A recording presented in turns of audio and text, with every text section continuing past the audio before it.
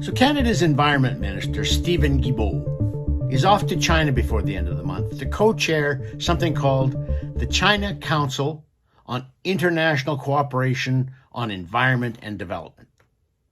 This is not some sort of meeting of all sorts of environment ministers from around the world. That would make some sense for our environment minister to attend. It is not a UN conference.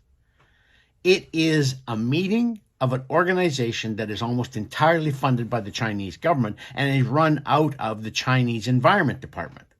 It's essentially a branch of the Chinese government.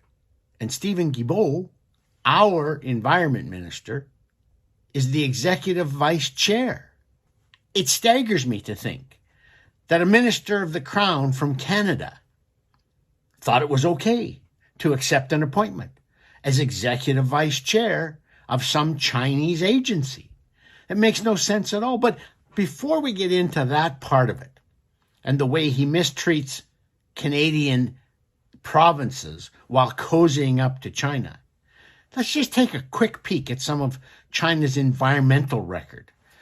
Just last year, 2022, China approved 4 times as many coal-fired power plants as it had the year before. It's clearly given up on trying to go net zero. It's truly given up on trying to solve its emissions problems. China now is the largest carbon emitter in the world, far exceeding the United States, and it has been the largest emitter for nearly a decade now. If it continues at its current pace, and it's likely to, by 2050, it will have emitted more carbon dioxide into the atmosphere than any other country in history. It will have surpassed the United States. It will have surpassed Britain during the Industrial Revolution. In fact, here's a little fact for you. You would think of Britain during the Industrial Revolution as this coal-fired, smoke-filled, ugly, polluting place. Just from 2013 until 2021, China emitted more carbon dioxide than Britain has since the beginning of the Industrial Revolution 220 years ago. So China, just in 8 years, emitted more carbon dioxide than Britain did in the entire Industrial Revolution. That's China's environmental record. China now produces about 55 billion tons of carbon dioxide a year. That's up from 53 the year before. Canada produces 777 million tons, the whole of our economy. I'm not just talking oil sands. I'm not talking about oil exploration alone. I'm talking about all the manufacturing in Ontario and Quebec. I'm talking about all the buses that run everywhere in the country. I'm talking about all the cars, the trucks, the shops, heating your home, all of that.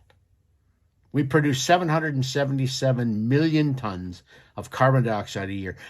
The increase in China between 2020 and 2021 was 2 billion tons. Just the additional amount China put in 1 year is the equivalent of about 3 years of all of Canada's input. So even if we make huge dents in our emissions, it'll have no impact at all.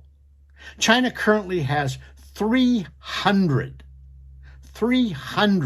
coal-fired power plants that are either under construction or in the planning stage. They have more coal-fired power plants in development than the entire rest of the world combined, and their carbon emissions are greater. Get this, their carbon emissions in China are greater than the emissions of the entire Western world. So you take Western Europe, Canada, Australia, the United States, all the Western world, and the emissions are not equivalent to China's. Now, here's an environment minister who has regularly, in the last 6 months, slapped new regulations on Alberta that will really, really damage our economy.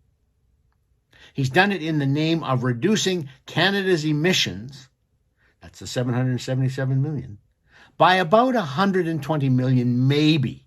I think that's being very generous. That's overly optimistic.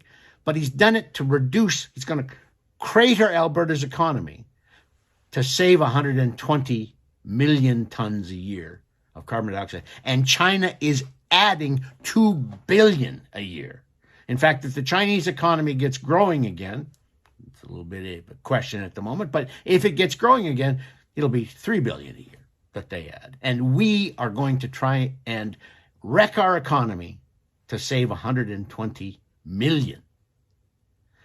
That's Stephen Guilbeault. And Stephen Guilbeault is off now. He's going to be cozy with the Chinese government. He's going to try and cuddle up to them and say, oh, please, let's look at ways that you can save on emissions. Let's find cooperative ways you can save on emissions. What did you do to Alberta?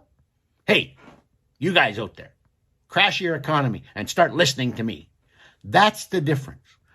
The Trudeau government doesn't treat Alberta with respect on this file. It doesn't cooperate. It had promised to have a joint commission to look at ways to reduce emissions, and it brought out its regulations before that commission was even named. That's the kind of difference between the way the Trudeau government treats China and the Trudeau government treats Alberta. For Post Media, I'm Lorne Gunter.